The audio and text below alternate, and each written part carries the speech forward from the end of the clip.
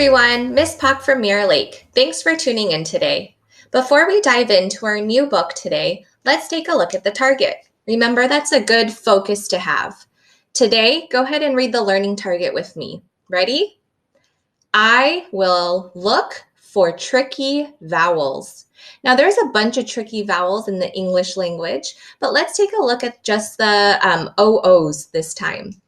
The OO double O here sometimes says the sound like the word look or cookies. I hear the And then I also hear on this side that the double O, still spelled the same, makes the oo sound, like the word to or food.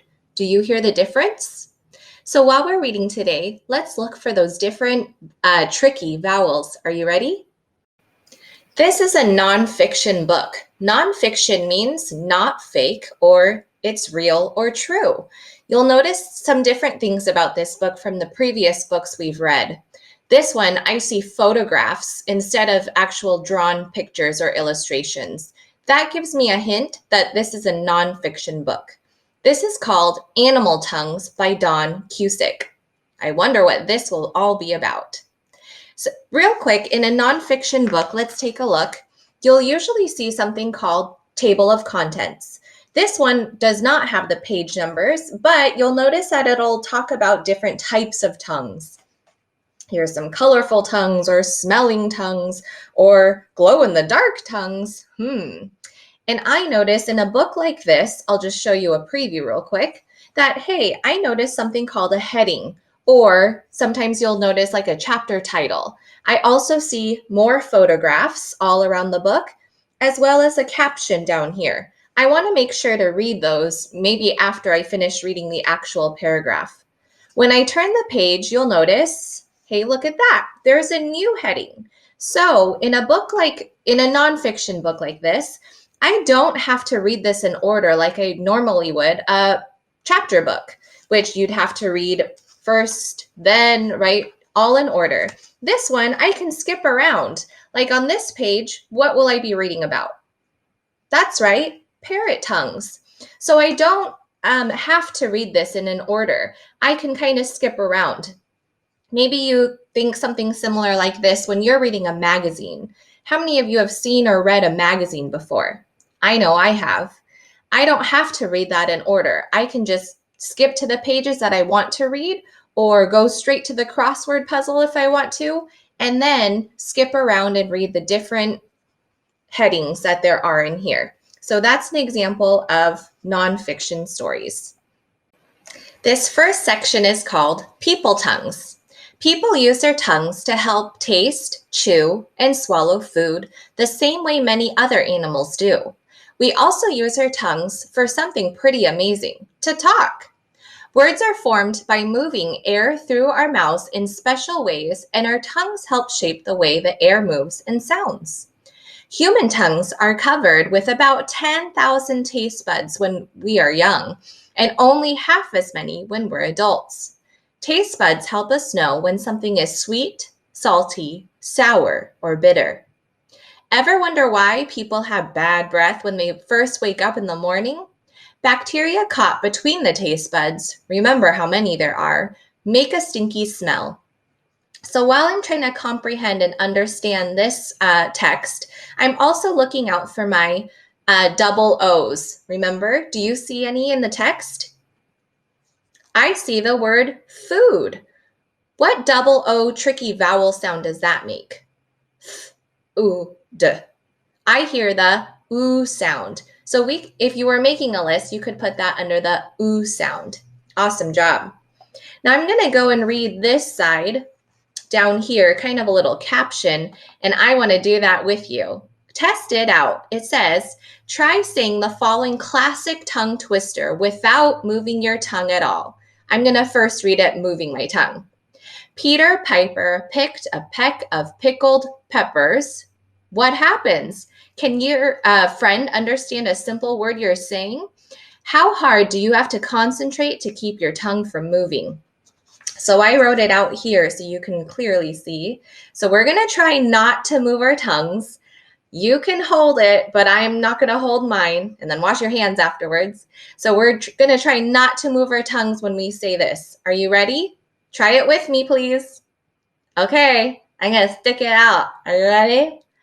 Here, hiker, hick, a heck, a hickle, ha. That was really silly. And I had to really focus on not moving my tongue. That was kind of hard. If you didn't try it, you should try it next time. Remember in a text that we don't have to read this in order. So I'm going to jump to a different page real quick. Whoops. Ah. All right. This is Crocodile Tongues. And hey, we just did what it asked. Did you try the Test It Out challenge on page 6 that asks you to say a tongue twister without moving your tongue? I did. If a crocodile tried to say the same tongue twister, its words wouldn't make any sense either. Crocodile tongues are attached to the bottom of their mouths and can't move. Whoa, I did not know that. Pretty cool. Because their tongues can't move, they can't use them to help chew their food.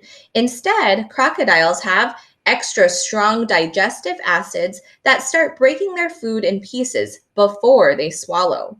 It's a good thing crocodiles only talk in cartoons. Crocodile tongues have special glands that help them live in salt water. Salt that builds up in the crocodile's body is squeezed out through the salt glands, so the extra salt can't hurt their bodies. Alligators do not have salt glands on their tongues and would die in a few days if they tried to live in salt water. So I know in a nonfiction text, man, almost every sentence, it is teaching me something new. And I know I'm trying to keep that inside my brain also, but also looking for our target, which is the double O's. Did you see any in the text here? Take a look. Sometimes, so I like to finish reading a section and then go back and look for what I'm reading, or what I'm looking for. In that double O, I saw it. Do you see it? There's that word food again. Remember that made the oo sound. And I see the word food again. And then, hey, I see the word cartoon. So I see that double O and it says cartoons. So I hear the double O. This heading is called dog tongues. And I'm thinking, what will this mostly be about? The photographs give me clues, and so does the heading. I think you're right if you said it's going to be something about dog tongues. Dogs would die if they didn't have tongues. Whoa. When people get hot, we lower our body temperature by sweating through sweat glands. Dogs only have sweat glands on the bottom of their paws, so they lower their body temperatures with their tongues. Pretty cool. When a dog sticks out its tongue and pants, it cools its mouth and tongue and also the blood circulating in its head. Dogs also hang their tongues out when they are looking forward to a special treat or something they love to do, like going for a walk. How many of you have seen a dog wagging its tail with his tongue out? I know I have. Remember, I'm looking for that double O, and I see one in the text. Do you? See one right there. Blood. There's the double O, tricky vowel sound. And let's sound that out together. Are you ready? B-l-u-d. Do you hear the oo sound or the sound? I hear the sound. Say that again. B-l-u-d. Blood. So I would put that, if I'm writing it here, I would put that under the sound, like look or cookies, because it doesn't say blued if you're doing the double O. Again, let's read down here the little caption. Guess what? Full-bred Chow and Shar-Pei dogs have blue-black tongues, and the reason is a mystery. Sometimes other breeds of dogs have small blue-black spots on their tongues. No one knows why that is either. I'm going to read one more section. This is called cat tongues. You guessed it. All kinds of cats, little cats, big cats, house cats, wild cats, use their tongues to clean their fur. A cat's tongue has lots of small bumps on it called papillae, and each bump has a small hook at the end of it. Hey, I see that double O is a sound. I can write that down. Papillae hooks, there it is again. Hooks act like combs when a cat licks itself, removing loose fur, dirt, and food particles from the cat's fur. Papillae hooks are too small to see without a microscope, but they are why your cat's tongue feels so rough when it licks your skin. I'm going to pause right there. I don't have a cat myself, but I have some friends' cats who have licked me before, and it feels really rough. Has that happened to you? Or maybe you have a cat of your own. Tongue baths do more for cats and keep them clean. When it's hot outside, a tongue bath helps cool them off, and when it's cold, a tongue bath smooths the fur hairs close together so the cat's body heat stays next to its skin. Wow, the tongue does a lot for the cat. Tongue baths also help cats spread scent molecules in their saliva onto their fur so mommy cats can recognize their kittens and cubs. There were a lot of O. We pointed some of them out while we were reading. I also see the word loose, that double O. Where should that go? Does it say or oo? Say it in your head. I hear the oo sound, so loose. And there's that word food as well with a double O tricky sound. I hear the oo sound, and the word to, I hear the oo sound. Man, when you're looking for a goal, something like this, tricky vowels, you can really look for that and see that in your text. It's pretty cool to find those words. Thanks for doing that. Awesome job looking for those tricky vowels while we were reading. Now, do you remember what we do when we finish reading a text for the day? We used to do something called, do you remember? Swibs. But think about the story we read. The nonfiction book we read today. Did it have a somebody in wanted but so? So for something, a nonfiction text, we don't do swibs with that all the time because there weren't really any characters and there wasn't a problem that I know of. So we're going to do something together called main idea. Since we're not doing swibs, since we couldn't because there were no characters or problems in this story, with a nonfiction text, you usually look for the main idea. This is a great way to also check your comprehension. So main idea is what the text is mostly about. So here's some clues and tricks. Number 1, can you read this with me? What is the text mostly about? Number 2, look at the title and headings. These are clues that will help me find the main idea. Number 3, look at the pictures or photographs. Number 4, sometimes the main idea is stated in the first or last sentence. I put sometimes because that doesn't always work.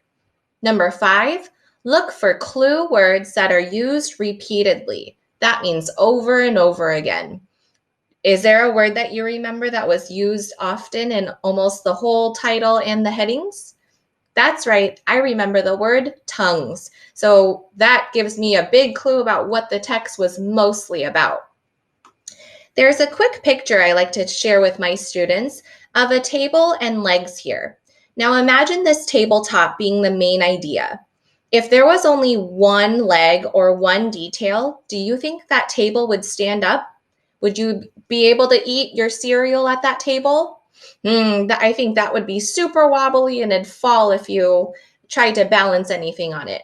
Now, how about imagine there were maybe 2 legs? Would that be pretty strong? Maybe a little stronger than 1, but not quite strong. But imagine if there were 3 or 4 legs. Man, that table looks pretty sturdy and that looks really strong. It can hold up the main idea. What I like to think of the legs as are the details from the text.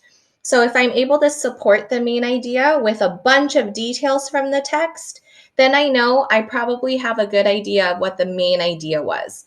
If I only can find one tiny little detail, I'm thinking to myself, maybe that's not the main idea of or what the text was mostly about. So let's try and do this with me. I have up here a separate target. You have a bunch of jobs to do today. Can you read this with me? Ready? Go. I will determine the main idea and key details, which key means just important, of the section cat tongues. And that's what we're doing today. So the main idea of cat tongues is, I put in some black sentence stems there for us, and I want you to think, what was the text mostly about? You can't see, but I have my text right next to me. So for cat tongues, what was that mostly about? And sometimes we can't just repeat and write, the main idea of cat tongues is cat tongues. What did we learn about the tongues? Was the tongue important to the cats? I can feel your head nods. And so that's something we could write as for the main idea there. Then we want to come up with at least 2 details. I know in that picture I showed you it was 4, but that's quite a challenge, so let's just do 2 for now. One key detail from the text is blank. So you tell me if this would work. One key detail from the text is, I love cats. I have a cat at home. Does that fit? Does that support the main idea of cat tongues? No. So we need to make sure this detail comes from the text. And so here's a little clue. Always look back in the text to find your evidence. You don't want to copy the text. You should restate what you read in your own words. That's called plagiarism, side note. So you can't just copy the text and pretend it's your own words. We want to say it in our own way, which also helps us understand the text a little better. Next one, another key detail from the text is, so notice that other transition word here, and also notice how this is different than swibs, which we couldn't do. That's easier, fits better for a fiction text, but this was a non-fiction text. So it's still helping us check our comprehension and understanding of what we read. Notice that we also just used one section or one heading of the book that we read. Another key detail from the text is, again, always look back in the text to find your evidence. You don't want to copy the text. You should restate what you read in your own words. So I'm going back to the main idea of cat tongues. Remember how we said, was it important for a cat to have a tongue? It helped them in many ways, didn't it? I agree. So let's look down here. Remember, what I write up here is not the only perfect answer. If you came up with something different, and as long as you have evidence to support it from the text, I think that is great. So can you read this with me, what I have? The main idea of cat tongues is that we learn special facts about their tongues. Did we do that? And was the whole thing mostly about their tongues? I agree. One key detail from the text is that cats have bumps called papillae, and that helps it remove food and loose fur when they lick themselves. I have my book open right next to me, and I'm looking back, and I notice, hey, I restated that in my own words. I did not copy word for word what the text said. Another key detail from the text is that tongue baths help them keep cool, and it can also keep them warm. I restated that in my own words as well. And notice how my details, are these the same exact details, or are they different from one another? I would say they're different. And so but it all goes back to support the main idea up here. So we just added kind of those legs to the table here. These are the legs of the table. And here's the main idea, which is the tabletop. I feel like that's a pretty strong, and you kind of wrote a paragraph if you did that with me, on the main idea of cat tongues. Nice job.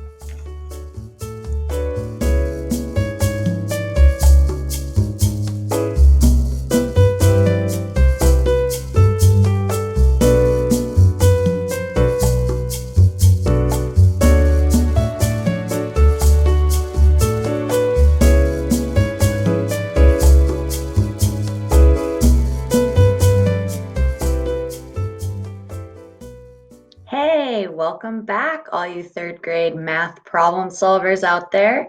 I appreciate you tuning in with me again today. This is Mrs. Nelson. If you don't know me yet, I have been on a journey this summer with all my viewers doing some practice and exploration with third grade math skills and concepts. And we are in our third week so far this summer of doing some video lessons to help you learn and practice these important third grade math skills that you need to know. So first, I just thought we could do a quick recap or go back over the things we've already learned so far in these last 2 weeks that we've been working together. New strategies for multiplication and division. So quick review on what multiplication and division are, what they mean in math. Multiplication, we use that X symbol to show that we're multiplying in math, and it means we're putting equal groups together to find a total. So here's a little example. If we had 2 times 3, that would be thinking about 2 groups with 3 in each group put together for a total of 6. And division is just the opposite of multiplication. In division, we're starting with the total. So on the bottom here, I have 6 total divided by 2 equals 3. And in my picture, I drew 6 dots all together, and then I circled how many groups of 2 could I get from splitting 6 up, and I got 3 groups of 2. So that is just a really quick review on the 2 big topics that we've covered over the last couple of weeks. And when we were learning about multiplication and division, we were also practicing some strategies for how to solve multiplication and division problems, both by just looking at equations and using the numbers in the equations and working with those, and also by looking at some word problems and real life situations where we would need to multiply or divide in order to figure it out and solve those problems. So that is what we covered over the last couple of weeks. So one more thing about the last 2 weeks, what we've already learned before we get ready for our new learning target today, we did also practice and learn strategies for multiplying and dividing. And these are the strategies that I taught you. So for both multiplication and division, we can draw pictures to solve. And we can draw either pictures of equal groups. So like you could draw circles for your groups and put X's or dots inside each group and then count them all up. Another type of picture we can use to show equal groups is the array, where we just take those dots or items in our picture and we draw them in straight lines going across that are equal, which we call rows, or up and down lines going up and down that are equal, which we call columns. Another strategy or strategies that we talked about, repeated addition, which we can use for multiplication, just adding one of the numbers to itself over and over until we get to the product or the answer. And we can also use repeated subtraction as a strategy for division, which is where we'd start with the total and then we take away equal groups until we get to 0 and we figure out how many of those groups we had to subtract. The last strategy I talked about with you, which we can use for both, is skip counting, which is just counting by equal groups without saying every number and skipping some numbers in between. And we can also use like our fingers to keep track of our counting or tally marks or another strategy. So just a quick review on the strategies we practiced and learned over the last 2 weeks for multiplication and division.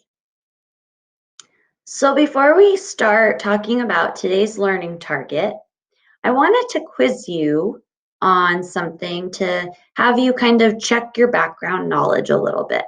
So I'm going to show you an addition equation, an adding number sentence, where we're adding 2 numbers together. So the equation I want you to think about is 3 plus 7 equals 10.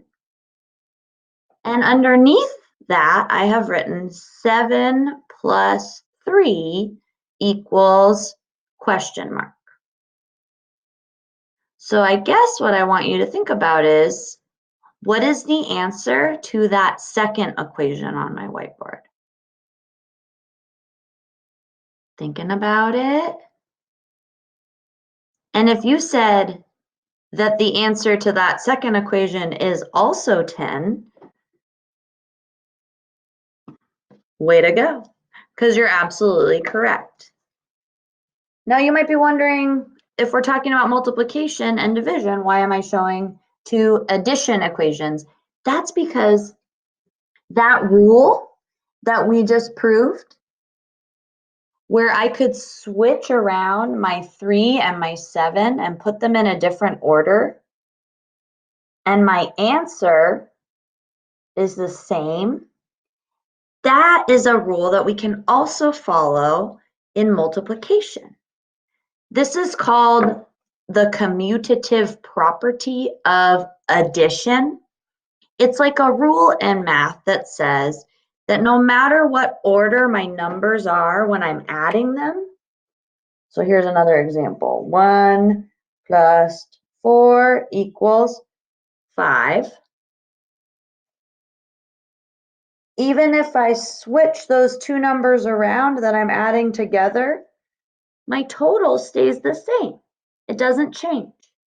So since that's a rule in addition that helps us remember how to add our numbers, it's helpful. And we today are going to explore a rule in multiplication that says the same thing. The commutative property of multiplication says that you can put your numbers that you're multiplying in any order, and you should always get the same answer or the same product. And we'll talk a little bit more about that on the whiteboard. Lesson, as I mentioned, our learning target is that we will be able to use and apply the commutative property of multiplication to multiply and solve multiplication equations and problems. Each day this week, we'll be learning about a different property or rule. And then on Thursday, we'll kind of put it all together and talk about how these things can help us become more fluent with our multiplication and division facts. So today is all about the commutative property. And to prove that you understand the commutative property and can use it to multiply, I'm hoping that you'll be able to draw equal groups or arrays for two different multiplication equations in order to prove that even when we switch around our factors, which is a new word we're going to talk about today, the numbers we're multiplying, even if we switch the order around, our product or our total, our answer will always stay the same. So I wanted to quickly go through these important words on our word wall. Some of them are familiar. We've already talked about these words and we have been using them. And then two of the words I added to the word wall are new for today and important for us to understand. So a really quick review: multiplication, I'm going to use my hands, my little motion that I came up with, is taking equal groups and putting them together to find a total. Division is the opposite. So we're taking a total and we're splitting it up or breaking it apart into equal groups. So we can use our hands. Our hands are equal groups, right? Because they each have 5 fingers. We can use those to kind of model multiplication, putting equal groups together. Division, splitting a total into equal groups. An equation is just what we call a number sentence that has an equal sign. Those are the types of number sentences we've been working with and will continue working with. Equal, if two groups are equal, it means they have the same number or value or the same amount. An array is just what we call a math picture showing equal groups in rows and columns. The product is what we call the answer to a multiplication equation, or the total when we put all the equal groups together. And today's new words that you need to know and understand, factors, and that's just what we call those numbers in a multiplication equation. So I'll do a quick example here. If I was multiplying 3 times 4, the factors are 3 and 4 because those are the two numbers that I'm multiplying together. So just a quick review on what we call the names of those numbers in a multiplication equation. They're the factors in our equation. Commutative property is the rule we're talking about today that we can use to show that no matter what order our factors are in, so I could write that same equation here, 4 times 3, my answer will always stay the same. My total will not change. And I'll do that little demonstration with cards to show kind of what that looks like with a real life object. So I just want to quickly demonstrate the commutative property using a deck of cards. I have 10 total cards here. So I want to make sure that you can see that I have altogether 10 cards. If we had a multiplication equation like 5 times 2, we would be trying to figure out how much we would have altogether if we had 5 groups of 2. So I'm going to make 5 groups of 2 using these cards. So that's just a way of organizing the cards to prove that 5 times 2, or 5 groups of 2, is equal to 10. Now I want you to think about the equation 2 times 5. If we were figuring out 2 times 5, that means we would be thinking about 2 groups of 5 and what that's equal to. Here, the same 10 cards that I've had the whole time are organized into 2 groups of 5. So this is showing that 2 times 5 is equal to 10, just like 5 times 2 is equal to 10. My factors might be switched around, but my total stays the same. We have an example problem that is similar to the problem that you'll try on your own, where we can use the commutative property to answer the question. So today's problem on the screen says, Val has 2 bags with 3 apples in each bag. Max has 3 bags with 2 apples in each bag. Who has more apples, Val or Max? Explain your thinking with numbers and pictures. I have an example of how I thought through this problem. So I have 2 pictures here to show the apples that each of the friends in the word problem have. I drew arrays to show their apples. So in the top picture here, I have Val's apples. It said that she had 2 bags with 3 apples in each.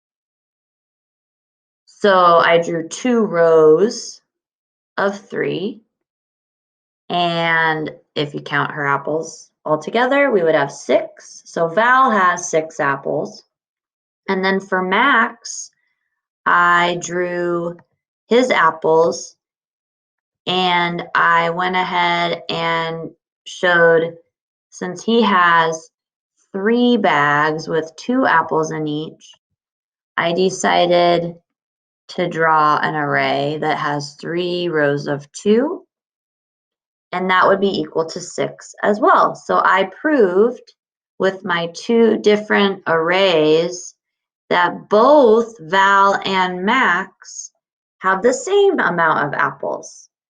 So Val doesn't have more, Max doesn't have more or less. They both have a total of 6 apples.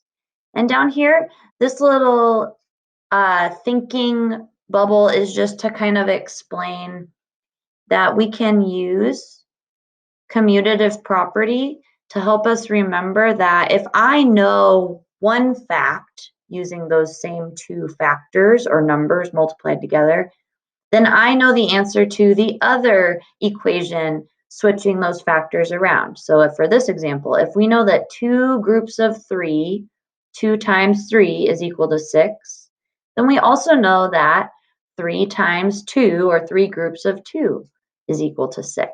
So it's your turn now to look at a problem and use the commutative property to solve and also to prove that no matter what order our factors are in the problem, our answer will be the same. So in this case, it says Selena has 3 packs of sidewalk chalk with 5 sticks of chalk in each pack. Josh has 5 packs of sidewalk chalk with 3 sticks of chalk in each.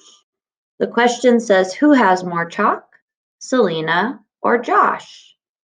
So just remembering to pay attention to those important numbers that we're thinking about. One person has 3 packs with 5 pieces of chalk in each. The other person has 5 packs with 3 pieces of chalk. Think about what the 2 equations should be, the 2 multiplication equations to solve this problem, and then think about what 2 different equal groups or array pictures you could draw to prove that your totals should be the same. What I have on the screen here is showing the 2 equations. So we see Selena's equation to figure out how much chalk she has in total would be 3 times 5, 3 packs times 5 sticks of chalk. And then we have an equation for Josh to figure out his total chalk. He had 5 packs with 3 sticks of chalk in each. And hopefully, because we were talking about commutative property today, you figured out that this is how we could prove they would have the same amount of chalk, 15 sticks altogether each. And then I have 2 different arrays showing their chalk sticks. In Selena's, I have 3 rows of 5, and in Josh's, I have 5 rows of 3. So how did you do? Hopefully you feel good about your answer, and you're able to prove the commutative property using some kind of picture. And if you drew equal groups instead of an array, that's okay too. So today we learned all about how we can use the commutative property as a strategy to multiply and solve multiplication equations. Remember, the commutative property of multiplication just says we can change or switch around the order of our factors, which are the numbers that we are multiplying, and the product or the total, the answer we get, will always stay the same. So example at the bottom, 2 times 4 equals 8. If I know that 2 times 4 equals 8, I know 4 times 2 equals 8. And that's commutative property. Next time, we will be learning about another property or rule that we can use to help us learn and remember our multiplication facts. Can't wait to see you next time.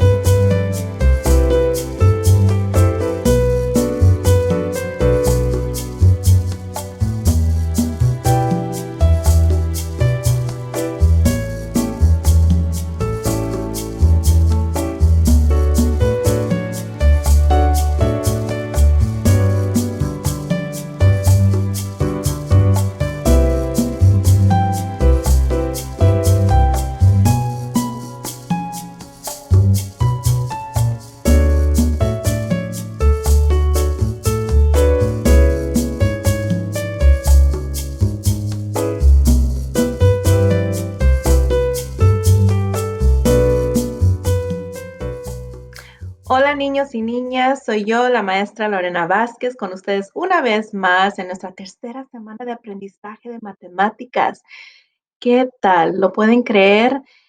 Me da mucho gusto de que me estén acompañando y esta semana vamos a continuar aprendiendo sobre la multiplicación y la división, pero en una manera más profunda, porque aparte de saber cómo multiplicar o combinar grupos iguales y dividir o separar grupos iguales, hay diferentes maneras de hacerlo para que se nos facilite más el trabajo, porque cuesta memorizarse las tablas de multiplicación, pero es algo que deberían estar practicando desde ahora para estar listos cuando regresemos a clases.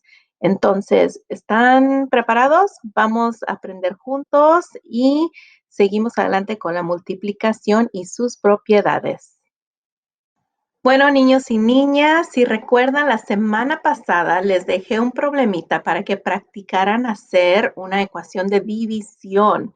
Entonces, vamos a repasar ese problema y si lo tienen a la mano, igual con su tabla de escribir, sus marcadores o un cuaderno, por favor, sáquenlo para que puedan verificar sus respuestas y si no, pues sigan conmigo para ver cómo se resuelve.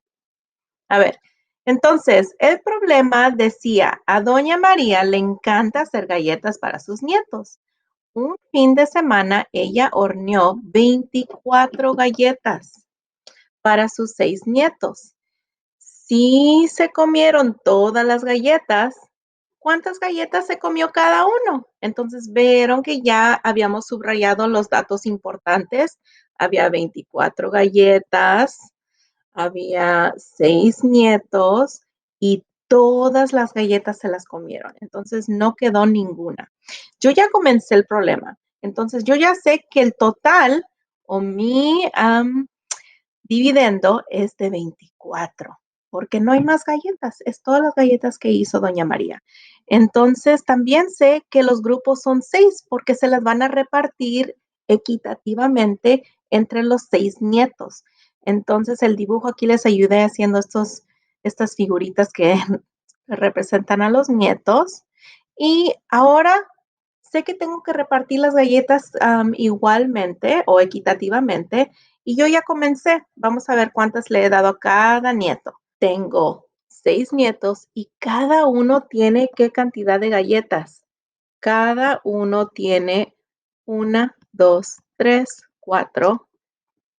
1, 2, 3, 4. Cada nieto tiene 4 galletas. Entonces podemos decir que 24 dividido en 6 grupos iguales es igual a 4. Es igual a 4. ¿Ese fue el resultado que sacaron ustedes? Espero que sí. Ahora vamos a continuar. El día de hoy nuestra meta es, estoy aprendiendo el orden de agrupación para multiplicar. Puedo cambiar el orden de los factores. Niñas y niños, factores va a ser nuestra palabra o factor va a ser nuestra palabra del día. Entonces, cada vez que ustedes me escuchen decir la palabra factor, lo que van a decir es factor, los números que se multiplican. Muy bien, vamos a practicar. Factor, factor, los números que se multiplican. Excelente. Los factores son los números que multiplicamos o que combinamos cuando estamos haciendo una ecuación de multiplicación. Hoy, los materiales que necesitan son lápiz y papel o una pizarra con marcador y si tienen disponible 12 monedas de 1 centavo porque vamos a hacer una actividad para poder comprobar esto de poder cambiar el orden de los factores al multiplicar.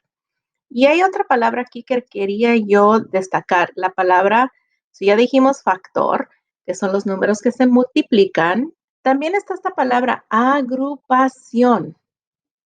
¿Saben lo que significa esa palabra? Agrupación. Agrupar, si ponen muy bien, mucho cuidado, aquí podemos ver una palabra casi reconocida. Grupa, grupo. Agrupación es un grupo de objetos o es como juntamos cosas. Las agrupamos. Entonces, eso es lo que significa. Muy bien, continuemos. Antes de empezar con nuestro ejemplo de la lección, quería hablar un poquito sobre las tablas de multiplicar. Niños y niñas, es muy importante que las vayan practicando desde ahora. Aquí lo que tienen enfrente de ustedes es una tabla de multiplicación. Una tabla de multiplicación tiene los factores, aquí en gris, y tienen los productos de esos factores cuando son multiplicados. Y pueden ver aquí la X de multiplicación. Entonces, esta tabla les va a ayudar a ustedes a poder multiplicar cuando aún no se han memorizado los datos de multiplicación. Así que, ¿cómo funciona? Les voy a mostrar ahora. Vamos a decir que ustedes quieren multiplicar 2 por 5. Y todavía no se lo aprenden y no saben muy bien lo que es. Entonces, yo voy a encontrar aquí el 2 y aquí voy a encontrar el 5. 2 por 5, la manera que yo lo busco es conecto la fila con la columna y aquí pueden ver que el resultado de 2 por 5 es 10. 2 por 5 son 10. ¿Vieron qué fácil? Solamente unen la fila y la columna y donde se tocan, ahí está la respuesta. ¿Qué tal 7 por 8? No sabemos, vamos a ver. Entonces yo voy a seguir toda la fila del 8 y bajo en la fila del 7. 7 por 8 son 56. 7 por 8, 56. 8 por 7, 56. Niños y niñas, los invito a hacer su propia tabla de multiplicación en casa para que puedan practicar. No se preocupen, no es trampa.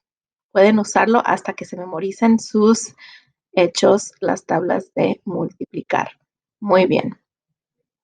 También quiero darles algunas pistas de cómo leer ciertos datos o hechos de multiplicación para que les ayuden a pensar de ellos de una manera diferente que no tiene que ver con memorizar. Entonces, vamos a empezar con la tabla del 1.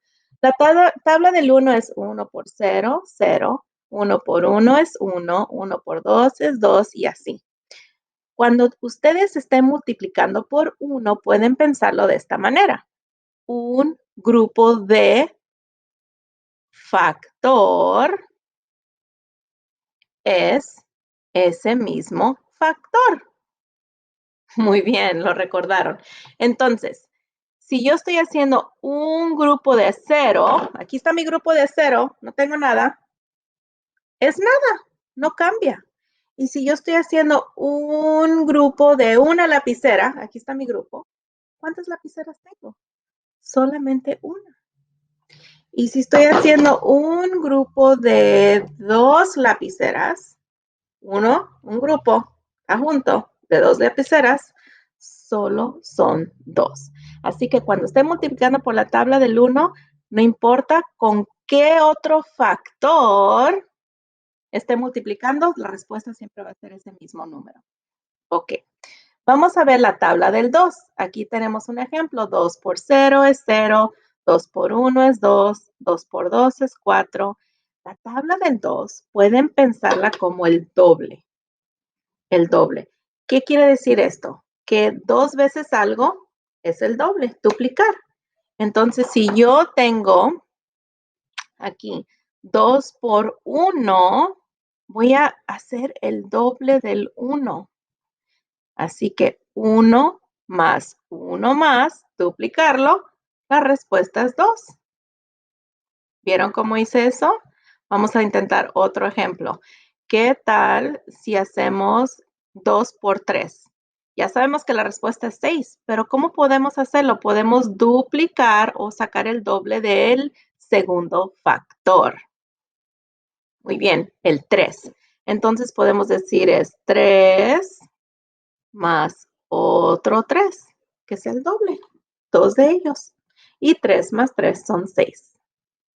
Bien, así que la tabla del 2 también súper fácil.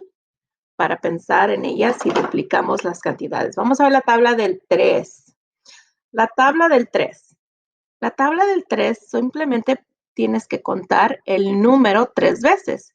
Por ejemplo, si estamos haciendo 3 por 5, también puedes decir 3 veces 5. 5, 10, 15. 5 más 5 más 5 más son 15. ¿Qué tal si hacemos 3 por 3? Aquí. Serían 3 más 3 más 6 más 3 más 9. La respuesta es 9. Así que la tabla del 3, simple contar 3 veces la cantidad del segundo factor. Excelente. Muy bien. Ahora, la última que voy a enseñarles hoy es la tabla del 10. Otra muy fácil. Nosotros aprendemos en kinder cómo contar de 10 en 10. 10, 20, 30, 40, 50, etc. Entonces, la tabla del 10 es súper fácil. 10, la cantidad de veces. Entonces, 10 por 4 sería 10, 4 veces. 10, 10, 10, 10. Y entonces puedes contar como cuando contábamos en kinder, 10, 20, 30, 40. 10 por 4 son 40. ¿Vieron? 10, 5 veces. 10, 10, 10, 10, 10. 5 veces. 10, 20, 30, 40, 50. Súper fácil, ¿que no? Así que ahora ya saben algunas pistas de cómo leer estas tablas para que puedan practicar sin memorizarse todo. Muy bien. Ahora sí, continuemos. Muy bien, nuestro ejemplo de hoy. Les dije que si tenían monedas de 1 centavo, que las recolectaran. Nuestra meta de hoy decía que podemos cambiar el orden de los factores para multiplicar. Vamos a ver qué significa eso. Entonces, vamos a empezar con este ejemplo. Tomen sus moneditas y hagan 3 filas. Recuerden que las filas son horizontales con 4 monedas de a 1 centavo. Así que va a haber 4 columnas. Vamos a ver. 1, 2, 3 filas. ¿Ok? Y 4 monedas en cada fila. 1, 2, 3, 4. 1, 2, 3, 4 y 1, 2, 3 y 4. Niños y niñas, ¿cuál es la ecuación de multiplicación? Si tenemos 3 filas con 4 monedas, cada fila 3 filas, 1, 2, 3, y cada una tiene 4 monedas. Aquí está un grupo, 2 grupos, 3 grupos. Qué pésimo dibujo hice. 3 grupos. ¿Cuál es nuestra ecuación? Les daré un segundo para pensarlo. A ver, comprueben. 3 por 4. 3 grupos de 4, ¿cierto? ¿Qué pasaría, niños y niñas, si cambiamos el orden de los factores? ¿Qué pasaría si en vez de 3 por 4 diríamos 4 filas con 3 monedas? O sea, 4 por 3. ¿Cambiaría el resultado? Veremos. ¿Cómo se ve eso? Se ve así. 1, 2, 3, 4 filas. 1, 2, 3 monedas en cada fila. ¿Cuántas hay en cada una? Vamos a ver en la primera. 1, 2, 3, 4, 5, 6, 7, 8, 9, 10, 11 y 12. Entonces, hay 12.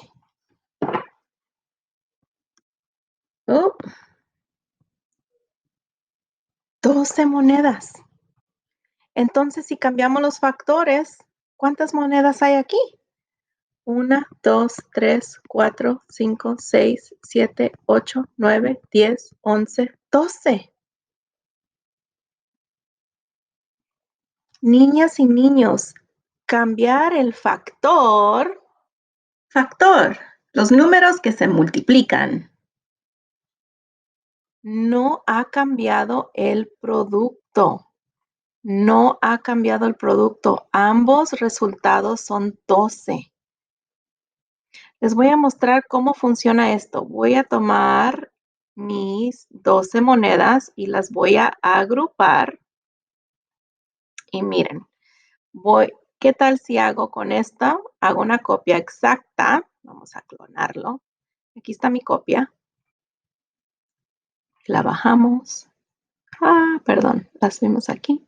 Aquí está mi copia. La voy a hacer más pequeña. Sí, 3 filas de 4. Si yo simplemente volteo las monedas y ahora tengo 4 monedas con 3 en cada fila. ¿Tengo más monedas o menos monedas? No, la cantidad o el producto es igual. Así que niños y niñas, si ustedes saben multiplicar por 3 y se saben en la tabla del 3, van a saber 3 por 4 es 12, pero aún no han practicado la tabla del 4 y dicen, yo no sé cuánto es 4 por 3. ¿Qué creen? Si saben la tabla del 3, también saben la tabla del 4. 3 por 4, 12. 4 por 3 son 12. El orden de los factores. Factor. Los números que se multiplican. Muy bien. No cambia el resultado. Así que hoy, de tarea, y no tarea, pero una buena práctica, pueden usar monedas o pueden hacer un dibujo en su pizarra y quiero que lo compartan con alguien de su hogar. ¿Por qué no lo intentan por sí mismos con 2 filas de a 6? Puede ser 2 filas de a 6 monedas, 2 filas de a 6 lápices, 2 filas de a 6 lo que ustedes quieran. Y luego vuelvan a hacer otra matriz con 6 filas de 2. ¿Cuál es la ecuación? ¿Cuál es el resultado? ¿Cambió el producto? Mañana veremos el resultado y podremos comparar.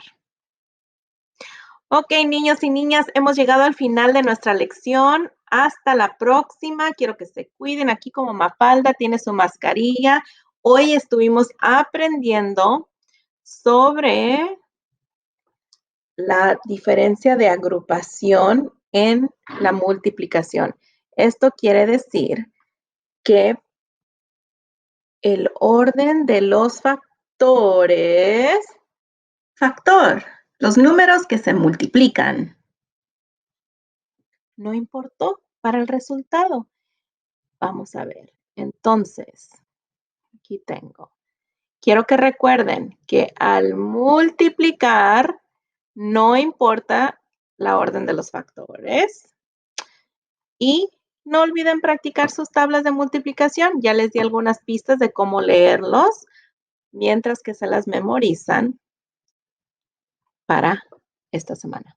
Muy bien. Entonces, niños, muchas gracias. Cuídense y hasta la próxima.